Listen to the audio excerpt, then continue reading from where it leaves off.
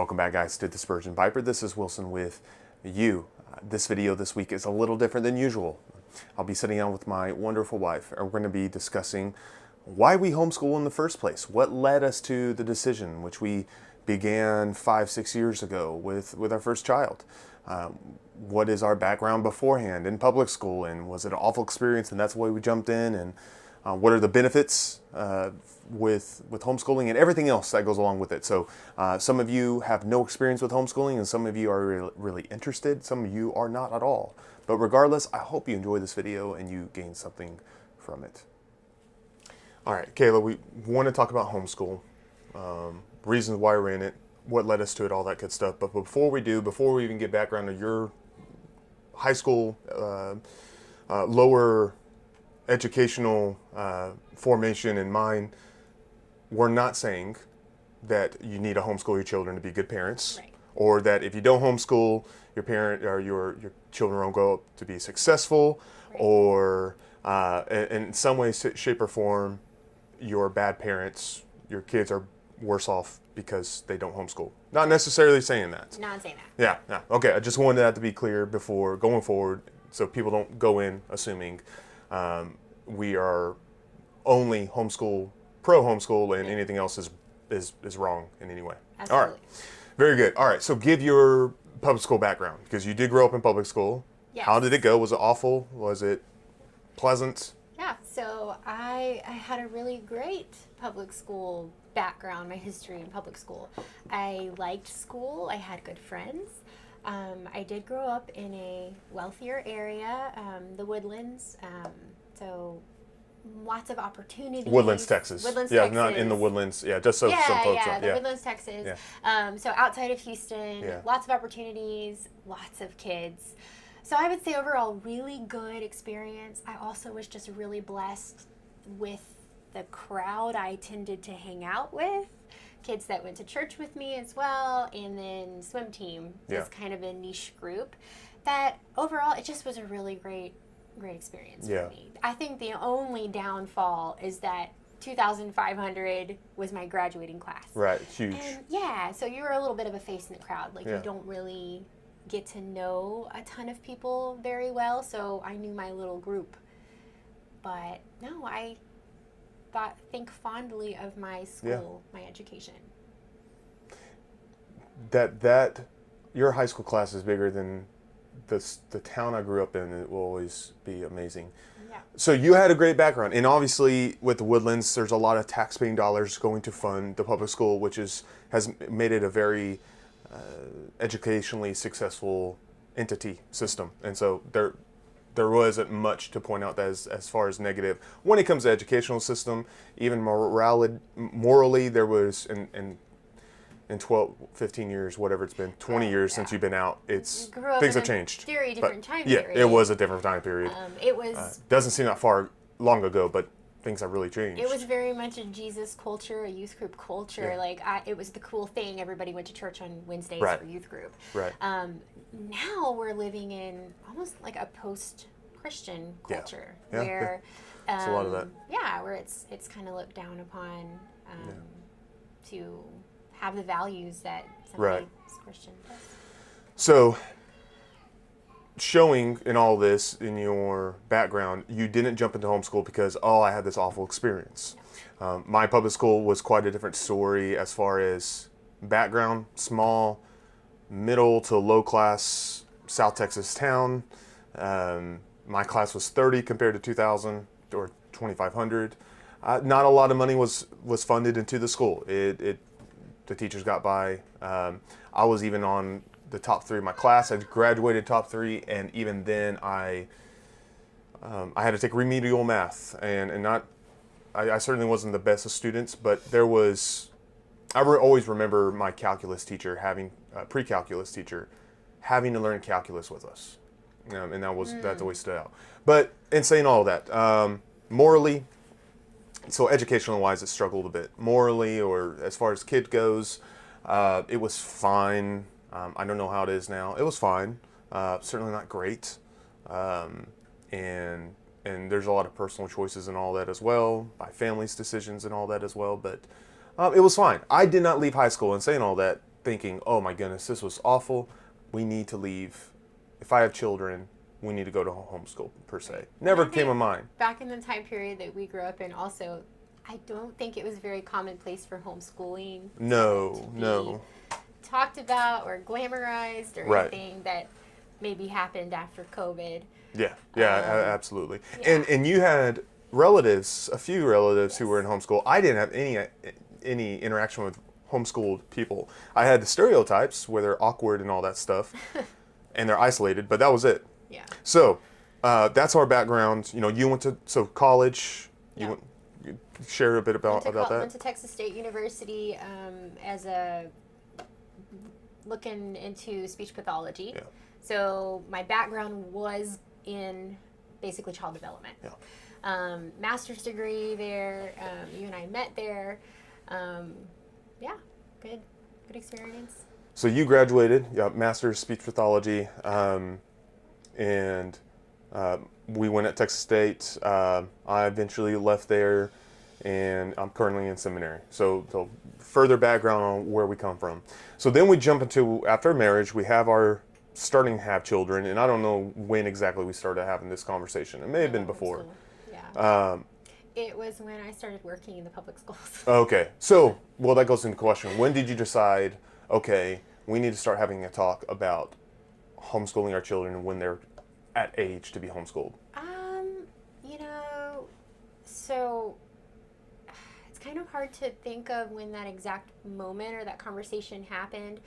I just know I had some really difficult experiences working in public education, especially in special education. Yeah. Where I was just seeing a lot of like class sizes that were too large, teachers that were struggling with kids that either had some form of disability or learning disability, behavioral problems, and maybe they had a handful of kids that probably could go a little bit higher, more advanced, and then they had other kids. It just was really hard for the teachers to balance those things. Yeah. A lot of red tape, and I don't know, just my experiences in special education made me consider more and more, maybe it would be something that we could look into. Yeah. I think maybe we were talking about potential private school, other options. Right, we did. At that time. Yeah. Then I got to the point where I was working so much with other people's children. And at this point, both of our boys were enrolled in public school. We had a pre-K kiddo who was with a great early education program for like teachers' kids. And then we had kiddo in kindergarten. And I was spending all of my time and energy working with other kids. And then I would come home and I didn't have the energy and the zeal to not only teach our kids, spend time with them, disciple them, as they were such an age where if you guys are, if you're parents of kids that are 3, 4, or 5 years old, they start asking some really great questions. And so really started to get on my heart like, hey, how are we going to disciple our kids when they're away from us all the time? Yeah, and I began thinking that regard.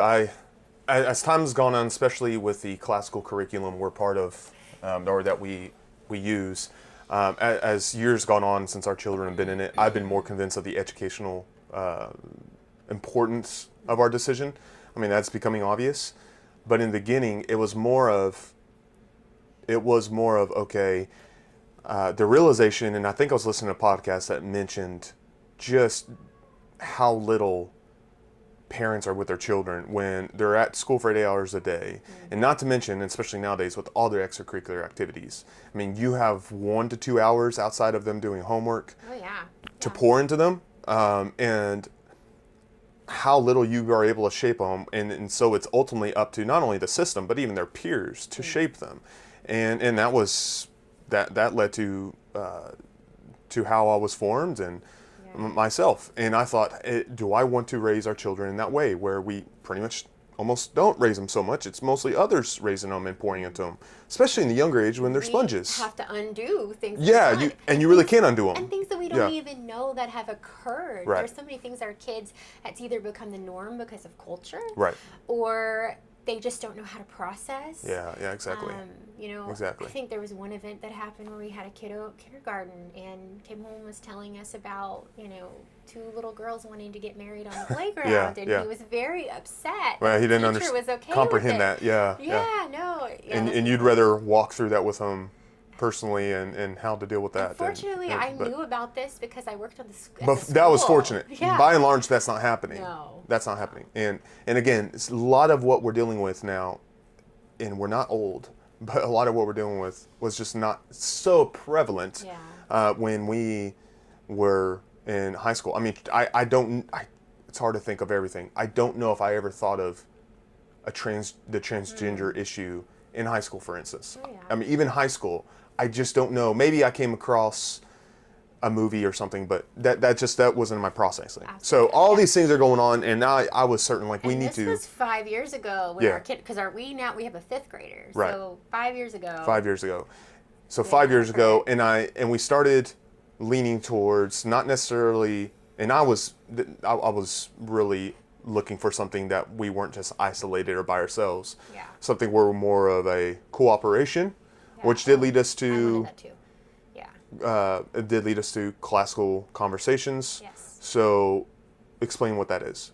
Okay, so Classical Conversations is a Christian program. It's pretty well known.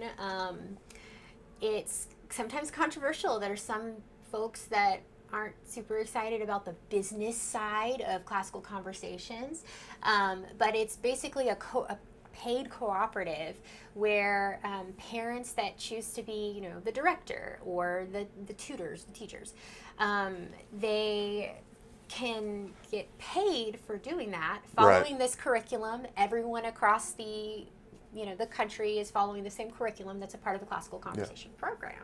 Yeah. And for us, the huge benefits for that with ministry life. At this point in time, you were just getting into ministry, and we really weren't sure where we were going to be. Right. So we could transfer in this. You could transfer. Anywhere. I'm moving to a different city or anywhere in the U.S. In the U.S., going to another state, yes. And you're still part of that curriculum. So it's not like you're having to transfer into something else. And the curriculum is the same. The way it rotates through is the same. The timeline, roughly, of how long it goes is relatively the same. So it was cohesive. It was very practical. Yeah. While it's probably more on the costly side when it comes to homeschool, we were willing to pay for that, especially starting in homeschool, because we needed the accountability, the structure, and to have the curriculum already there. And the curriculum's pretty rigorous for a homeschool. I mean, it's... Yes. It's classical curriculum, so you're dealing with, from languages like Latin to, obviously math and the basics and history, and going into far more history than I ever went into in public school. Classical Conversations pretty much covers everything across the board, except as they're getting older, it's going to require you to have a separate English language arts program to go deeper, maybe learning grammar rules and things that will be applied later on when they start writing papers and such. And then math, you have to have your own math program. So really the concept of Classical Conversations, the classical method in general, that theory, is children memorizing and learning the foundational concepts that they eventually at a later age will build upon and actually understand. Yeah. And so at first it can kind of throw you off. There's 4 and 5-year-olds that are talking about what an infinitive clause is or what a present participle is. And they're just reciting it and these silly little songs. You really start seeing the importance of it when they get to the Essentials program, which is 4th, 5th grade. Yeah. Then they break down, okay, so you memorize this. This is what this is how you use it in a sentence. But the whole theory of how the classical model works and how Classical Conversations works really made sense to me from a child development background. Language. Kids learn language by parents pointing and saying, oh, that's a book. They don't know what a book really is. They don't know that it means to read, what it means to read, and looking from left to right, and, oh, I should open this. They learn that over time. but you're labeling and you're modeling these things. And so that's exactly what the first foundations concepts are, is in the very beginning, they memorize all of these things. Not like little robots, they're actually dancing and singing, and they want to do it. Yeah. At least in our experience, our kids have enjoyed certainly. the program. And Certainly. so now we have a 4th and a 5th grader, and we're really seeing a lot of light bulb moments. Right, it's right. really cool. So just to make sure the image is there, we, especially you, of course, as you're the one who mainly homeschools them, you are teaching them at home, but then there's this co-op that you're also a tutor at. You're one of the tutors, paid tutors. Yes. And so there are classes that they go to with other students. Yes. And they are learning in a gathered setting with others. So every week you go once a week, and your Yeah. class size like 8. I don't think they get any more than 8. I have 5 in one of my classes right now. Gotcha. And so they all learn together the new grammar, the new material that the parents will go out and learn together throughout the week. So it's just introducing it. Gotcha. And there's a science experiment, and there's practicing like show and tell, presentation skills. And there's art and all kinds of great stuff. Yeah. Then usually there's field trips and So there's other than that one day, parties. there's great a lot of times, other times you're getting with them. So Yeah. And that's one thing I do like is the socializing that does occur Yes. with this co-op.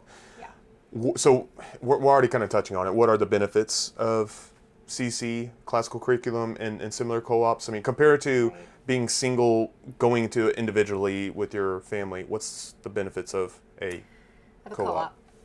So there are different types of co-ops. There's paid ones, there's ones that are more curriculum based. There's ones that are more just for fun, field trips, and everything in between. I would say any co-op is wonderful because you have accountability. You're eventually going to make friends with other parents. You're going to be encouraged. Because homeschooling, it can be really challenging. And there are seasons that are easier and harder than others. So it's just really nice to have that solidarity, especially if you're in a Christian co-op. Right. You tend to be a little bit more like-minded in your education styles. And then if you go a little bit more niche, which is what Classical Conversations is, you're even more like-minded because you all have the same learning theory. Right. Yeah, Certainly. So obviously we're pro homeschool. We've seen the results of those who have not only CC, especially CC, but those outside of it who have gone on to do amazing work, be successful in life. We were just talking about a family we know from who had their kids in CC, who he's going through his PhD in Baylor. I forgot what he's going through. Chemistry? Anyway, it doesn't matter. So anyway, regardless, we know of success stories, and the kids aren't socially awkward. They actually, other than just kids being socially awkward, period, no matter where they are. Yeah, kids can be socially awkward anywhere. But they obviously interact. That stereotype has just completely fallen through for me as far as because oftentimes it's those in public school who don't know how to truly communicate when those who are on their, they have so much interaction with their phones or they're around other kids who are in all they talk influence about is video games or and they can't really have conversations because they're I don't know, other issues going on there. As so I've started to witness, we've worked in youth before with youth groups and conversations I've just heard teenagers have. I feel like because of, I guess, the way the culture has gone, the increase of technology, they just don't sound intelligent.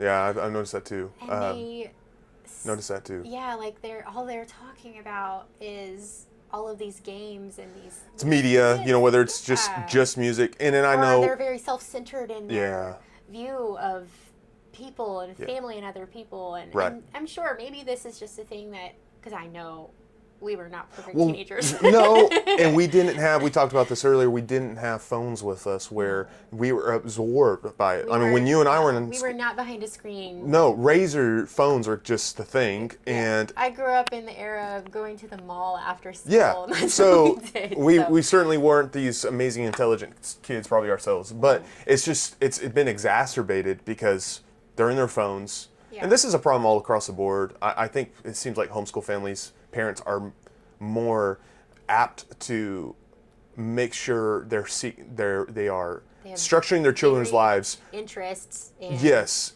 and that they develop well. Yes. So they are sure to limit their phone time and things like that. Right. I just, overall, broad brush. There's more oversight. Exactly. There's more yeah. ability for So, there to be oversight. Exactly. So with all that said, we're obviously big fans of homeschool, especially classical curriculum, classical conversations. We think it's by far the best thing.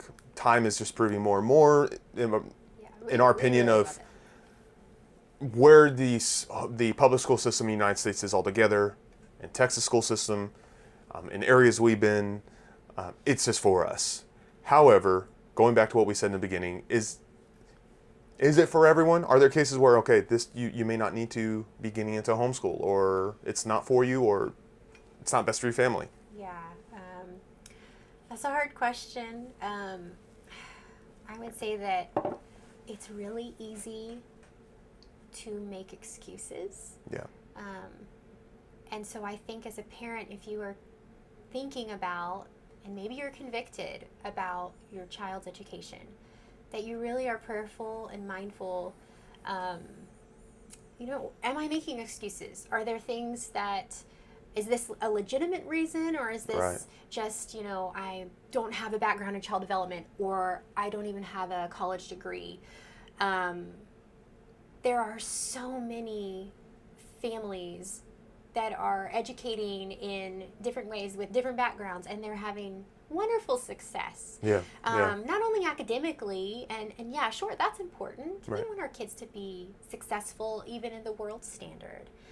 But they're thriving as a family. They're thriving and growing in the Lord together. Right, yeah. And we want to see that as well. Yeah, absolutely. So, but there are seasons in some of our lives, and some different circumstances where I think maybe you would consider public education, or maybe a private school, sure, or a classical school, or something like that other than homeschool. Yeah. One I could think of would be any major illness. Right.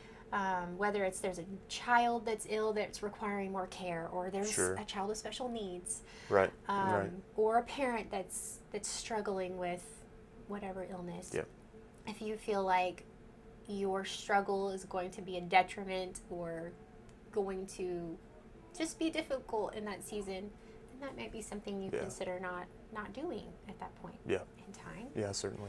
I would say if you move around, I do know some military families that have had a difficult time with knowing how who am I accountable to? Right. When I'm in one country here and now I'm in the States here and moving around and struggling with that. Though there are plenty of military families, many of traveling families that homeschool. Yeah. Certainly. But yeah, I would look at that. What other? Very financially. Oh yeah.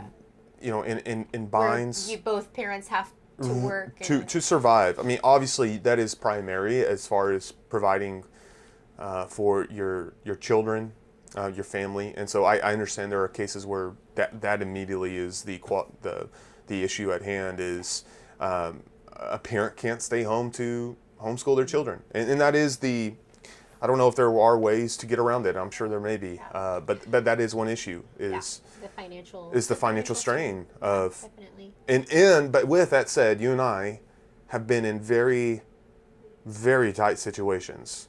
Like we were not hardly middle class almost, because we said and we felt convicted this is priority over the lifestyle to live where we have enough to splurge on, whether it's meals or vacations or whatever we were able to get by. Yeah, I mean, I left my career making more than you I could ever make. Comfortably more Yeah, than you. yes. And because we thought this was so important, valuable. absolutely. And, absolutely. and I do have to say, and it's not always been perfect and smooth sailing. Sure. I've had seasons where I've been pregnant and very sick, or I've had some other health struggles and other things. And we've slowed down in those seasons. We've taken time off. That's the beauty of one of the beauties of homeschooling is you get to decide, and you get to decide what is education. Now, I know every state has their own standards you have to live. We're in Texas, so we're very fortunate. Right. But even if, let's say, you have a state that has pretty rigorous standards, you can get by with doing those things in much less amount of time than what the standard kid going in public school does. There's so much time that's filled in all of the extra things, in the worksheets and the unnecessary stuff in their day-to-day, and the extra homework and unnecessary things they're bringing home. You can get it done in 2 hours, depending on the child's age, or less. I mean, really, we're 4th and 5th grade. We're spending probably about 1 to 2 hours a day of structured time. Not all at one time. We break it up into little breaks. And we're doing pretty rigorous things at this point. When we first started, now our kids were kindergarten and 1st grade. When we first started, we literally listened to the fun songs on the CD because we were living in an Airbnb for a while because we were waiting for where the Lord was going to place us and all of that. And we literally just listened to the songs, and we had notebooks and we read. We had a library, card. Absolutely. So I do think that where there's a will, there's a way. And there's a lot of really affordable routes to take with homeschooling as well. So, and we've enjoyed it so far. It's been good for them. It's been really good. Absolutely. It's been, I definitely would say, sanctifying work. For me, the Lord has used that to grow me in being more patient and to grow my ability to serve and to seek to be kind to my children and how I speak and how I do things. And 5th grade math is hitting me right now. Okay, how can I patiently teach my kiddo something that was not my favorite thing either, with a joyful heart? So, but the Lord has just done really great things. He has. In homeschool. Very good. Well, okay, thank you for sitting down and talking about it. Thanks for having me.